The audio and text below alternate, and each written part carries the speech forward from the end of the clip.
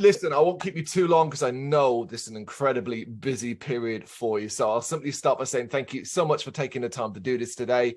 Of course. And thank you, Cole, for doing this. It is my absolute pleasure. How's your day going so far?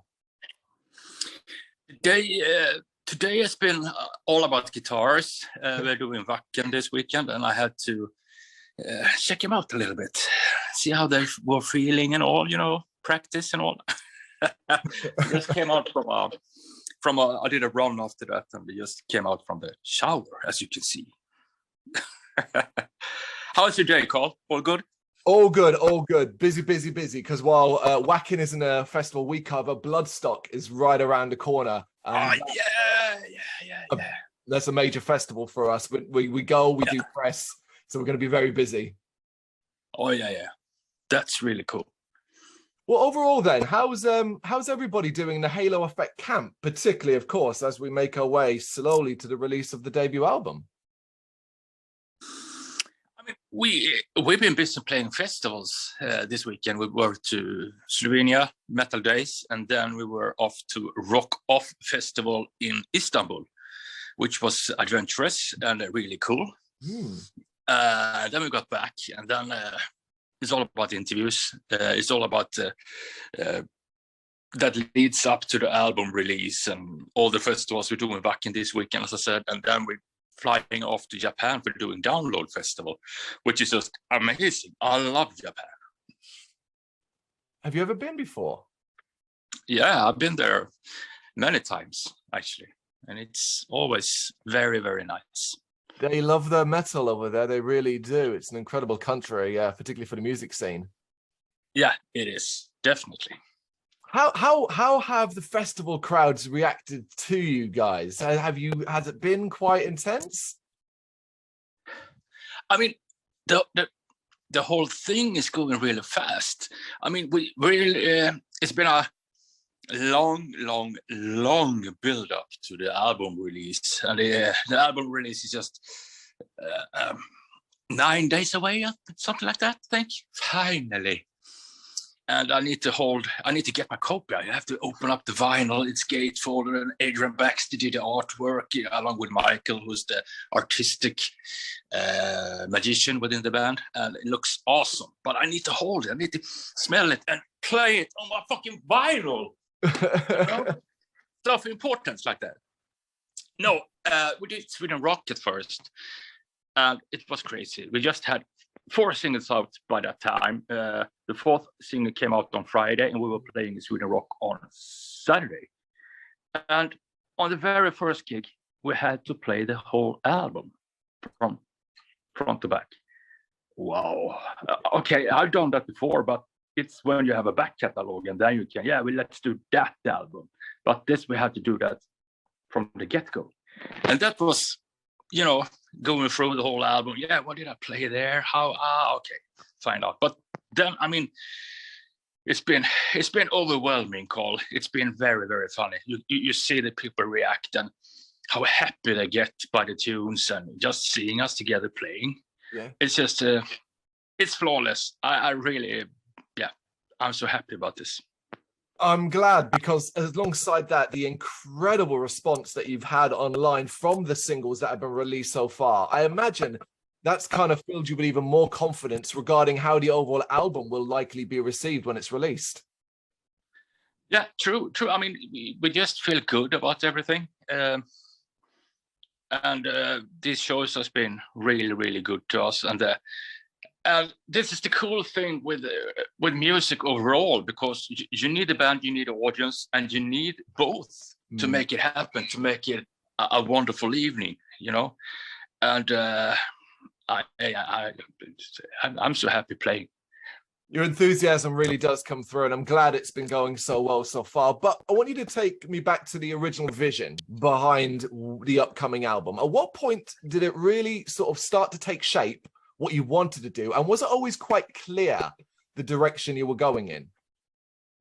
No, not from the beginning. When we had a couple of meetings, I mean, we meet each other from time to time and hang out. And I mean, I know Michael since 89, 90. when we had this band Septic Broiler and then Dark Tranquility and stuff. So we always talk music festivals and all this stuff. I mean, but when we got together, yeah, we want to do this, and Jesper were along as well. And it wasn't that obvious that we're going to play this kind of music, because you listen to all types of music. I'm a really into old soul, funk and stuff like that. I would love to play that kind of music, but I'm a metalhead.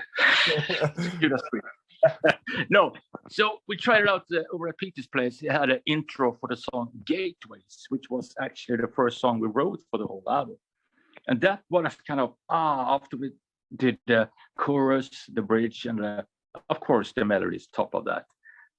This is the way we should go.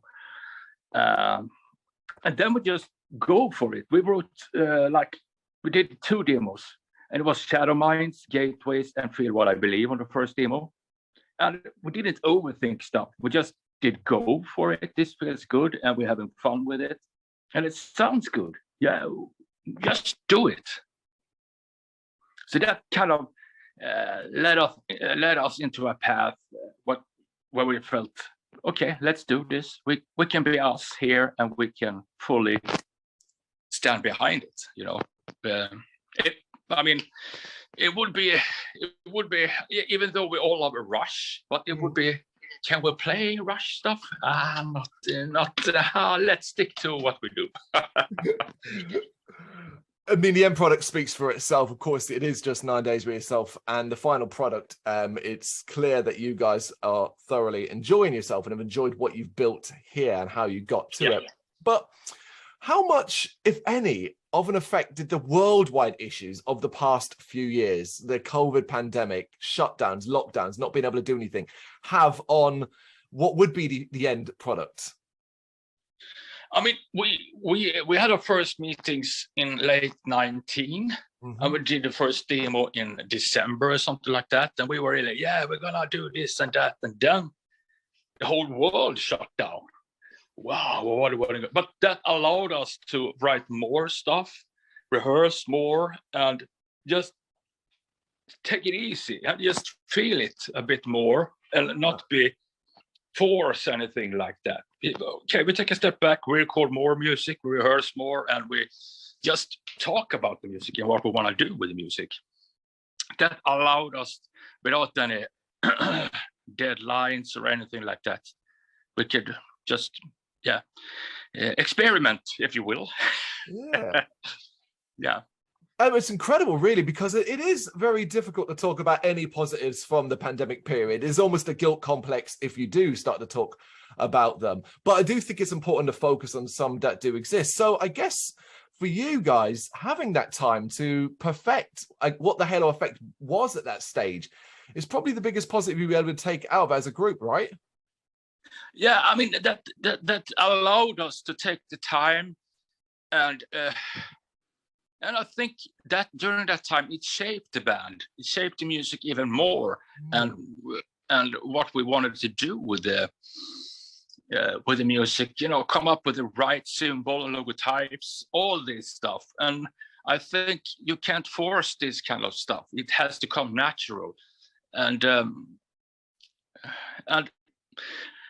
a good thing and a weird thing that was that no one knew about the band during this pandemic times. And it was just our families, you know, a really close friend. But besides from that, we were going under the radar. We were, were agents.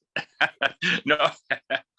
So that was a cool thing, but also because he wanted to talk about it, because he was so happy and proud about it. I have this song, I can't wait. Yeah, always I'm cool. I don't know. it was incredible. It was literally waking up one day around the world and being like, oh, what's this? The Halo effect. Who's this? What are they doing? And suddenly you were there. And the amount of immediate interest that came your way, were you surprised that everybody quickly was very, very interested? And were you conscious of the expectation that it kind of comes with that level of X-ray on you? Yeah, I wasn't even prepared or thinking in those terms, because we were recording for so long and we were having so much fun with the music. And So when the day came, all right, tomorrow we're gonna post this and that. We had like a plan mapped up. Yeah, all right then. And then I woke up, as you said. I was having the same feeling as you, Carl. Buff, what the fuck? Wow, what happened? So I didn't think about it. Oh, that's incredible. It really is. And it's been a full steam since then. But inevitably, there's comparisons. They're going to happen. Genre labeling, it's just something that happens in the music scene, whether we like it or not. Yeah. Is being labeled as Gothenburg Melodeath something you're happy to embrace overall? Yeah, we are actually, because we've been playing this kind of music and been there since the formative years in the late 80s, early 90s, in and out in different bands, and we've known each other for so long, and it's just of who we are and identity, I think. Why should we shy away from that? We should be proud and happy about it. No, well said, well said. It's always an intriguing element because of the labeling and the natural expectation that go, well, we put this label on you. That means a certain subset of fans will come in and appeal to it. But obviously, it draws comparisons, and that's always an awkward area. And when you want to stand out as your own thing, which, you know, the halo effect does stand out as its own thing, it's something even I find myself trying to shy away from. Yeah. I mean, I to be honest, I don't think in those. I don't dwell into that. I just want to play music, be happy, give love, and get love back, of course, and feel strong about it. I mean, I just play music, and I'm happy to be in this band, and we just going to release our first album, and people seems to really like it. What else? I mean, why? Just go with it, embrace it, have fun. It's that attitude that is ultimately the most rock and roll thing of all. And I can't stress this enough for those watching and listening. Days of the Lost is an incredible debut release. It is out on the 12th of August. But not only that, you've got all these shows, these festivals you're doing, the Japan trip. But in September, you're popping over to the UK, where you're going to be playing with Machine Head and Monomorph in the arenas as well. How excited are you for those? Oh yeah. Incredible. No, we've got. Yeah, I'm so pumped up for that. I can't wait to play these songs live for you all on that tour and meeting up with our friends in Monomorph and Machine Head. It's going to be so much fun. Yeah, absolutely can't wait. I'm London, so you're in Wembley. You're at Wembley Arena for us, and we will see you there. Wow. Last one. For you then, what is the most exciting part about the future and what may come from continuing to create music in the halo effect as we go forward? Wow. I just love the fact that we have new songs coming up. We're writing all the time, and we are throwing bits and pieces back and forth, talk about music. And you know that when you're living inside that bubble, creative bubble, and you just want to be on the move all the time. I need to try out this riff. What do you think about this sign skeletons? And those conversations, I love that. And we are in the middle of that bubble. We just go ahead with as we speak with it all the time. Oh, that's fantastic. I mean, you're an artist. I'd always be very surprised if when we're here to focus on the new album and what you're doing over the next month or two. But of course, you're an artist, so inevitably you're working on something else always. I think it's an incredibly exciting time. And Niclas, thank you so much for taking the time to do this interview. Carl, thank you so much for the interview as well. And see you in the UK. London gig, right? Yes, Wembley Arena. Generally can't wait. When that show got announced, we were so stoked. Wow. Thank you so much. Thank you very much for watching. You can check us out on gbhbl.com as well as on Facebook, Instagram, Twitter and Tumblr. Go to Patreon and help us out over there. That's patreon.com/gbhbl, as well as Big Cartel, where you can find some of our merchandise. We have a podcast running on SoundCloud and Apple Podcasts. And of course, if you like this video, do us a favour, hit the subscribe button and help the channel grow. Games, horror and heavy metal, what else is life for?